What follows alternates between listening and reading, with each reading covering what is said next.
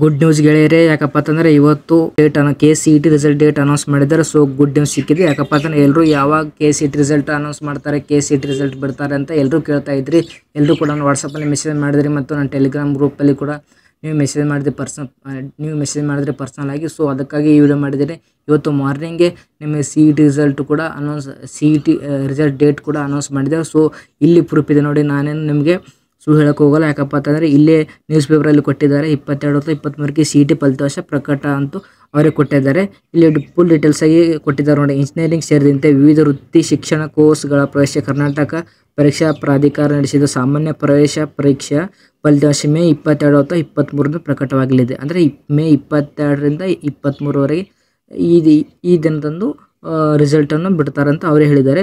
So ಯಾಕೆ ಇಷ್ಟು late ಮಾಡಿದರೆ, ಯಾಕಪ್ಪ ಅಂದರೆ ಪೇಪರ್ 1 ರಿಸಲ್ಟ್ ಕೂಡ ಬಂದಿದೆ, ಪೇಪರ್ 2 ಕೂಡ ರಿಸಲ್ಟ್ ಬಂದಿದೆ, CBSE ಕೂಡ ರಿಸಲ್ಟ್ ಬಂದಿದೆ, ICSE ಕೂಡ ರಿಸಲ್ಟ್ ಆಗಿದೆ. ಆದರೂ ಕೂಡ ಯಾಕೆ ಬಂದಿಲ್ಲಪ್ಪ ಅಂತಂದರೆ ಇದೇನೈತಲ್ಲ, ಇಂಜಿನಿಯರಿಂಗ್ ಸೇರಿದಂತೆ ವಿವಿಧ ವೃತ್ತಿಪರ ಕೋರ್ಸ್ಗಳ ಪ್ರವೇಶಕ್ಕೆ ಏಪ್ರಿಲ್ 16ರಂದು ಭೌತ ವಿಜ್ಞಾನ ಮತ್ತು ರಾಸಾಯನ ವಿಜ್ಞಾನ ಅಂದರೆ physics, chemistry and mathematics, April 14ರಂದು ಗಣಿತ ಮತ್ತು ಜೀವನ ವಿಜ್ಞಾನ ವಿಷಯಗಳ ಪರೀಕ್ಷೆಗಳನ್ನು 775 ಪರೀಕ್ಷಾ ಕೇಂದ್ರಗಳು ನಡೆಸಲಾಗಿತ್ತು. ಇಷ್ಟೆಲ್ಲ ಹೇಳಿದ್ದಾರೆ. ಸೊ ಯಾಕೆ ಇಷ್ಟು ಲೇಟ್ ಮಾಡಿದಾರಪ್ಪ ಅಂತಂದರೆ ಇಲ್ಲಿ ನೋಡಿ, ಏಪ್ರಿಲ್ 15ರಂದು ಕನ್ನಡ ಭಾಷಾ ಪರೀಕ್ಷೆ ನಡೆಸಲಾಗಿತ್ತು. ಅವರಲ್ಲಿ ವೃತ್ತಿಪರ ಕೋರ್ಸ್ಗಳ ಪ್ರವೇಶಕ್ಕೆ ಹೊರನಾಡು ಮತ್ತು ಗಡಿನಾಡು ಕನ್ನಡಿಗ ಅಭ್ಯರ್ಥಿಗಳಿಗೆ ಏಪ್ರಿಲ್ 15ರಂದು ಕನ್ನಡ ಭಾಷಾ ಪರೀಕ್ಷೆ ನಡೆಸಲಾಗಿತ್ತು. ಅವರಲ್ಲಿ ಹೆಚ್ಚಿನವರು ಕೇರಳದ ವಿದ್ಯಾರ್ಥಿಗಳು. ಈ ವಿದ್ಯಾರ್ಥಿಗಳು PU ಫಲಿತಾಂಶವನ್ನು ಕೇರಳ ಪದವಿ ಪೂರ್ವ ಶಿಕ್ಷಣ ಇಲಾಖೆ ಇದೇ ಮೇ 20ರಂದು ಪ್ರಕಟಿಸಲಿದೆ.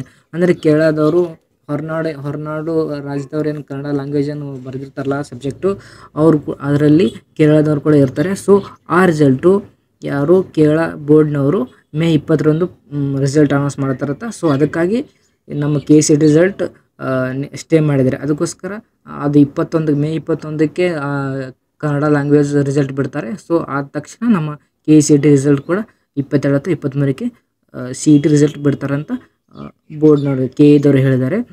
ಸೊ ಇಷ್ಟೆಲ್ಲ ನಿಮಗೆ ಇನ್ಫಾರ್ಮೇಷನ್ ಕೊಡ್ತೀನಿ. ಮುಂದೆ ಕೂಡ KCET ರಿಸಲ್ಟ್ ಬಂದ ತಕ್ಷಣ ನಿಮಗೆ ಕೌನ್ಸ್ಲಿಂಗ್ ಯಾವ ಥರ ಇರುತ್ತೆ, ಮತ್ತು ಯಾವುದು ಒಳ್ಳೆ ಕಾಲೇಜ್ ಇದೆ, ಯಾವ್ದು ನೀವು MBBS ಸೀಟ್ ತೊಗೋಬೇಕಾದ್ರೆ ಯಾವ್ಯಾವ ಪ್ರೊಸೀಜರ್ ಇರುತ್ತೆ ಎಲ್ಲ ನಿಮಗೆ ಫುಲ್ ಡೀಟೇಲ್ಸ್ ಆಗಿ ಹೇಳ್ಕೊಡ್ತೀನಿ. ಸೊ ನಮ್ಮ ಯೂಟ್ಯೂಬ್ ಚಾನಲ್ಗೆ ಸಬ್ಸ್ಕ್ರೈಬ್ ಮಾಡಿರಿ ಮತ್ತು ನಮ್ಮ ವಾಟ್ಸಪ್ ಗ್ರೂಪ್ಗೆ ಜಾಯ್ನ್ ಆಗಿರಿ ಮತ್ತು ಟೆಲಿಗ್ರಾಮ್ ಗ್ರೂಪಿಗೆ ಜಾಯ್ನ್ ಆಗಿ.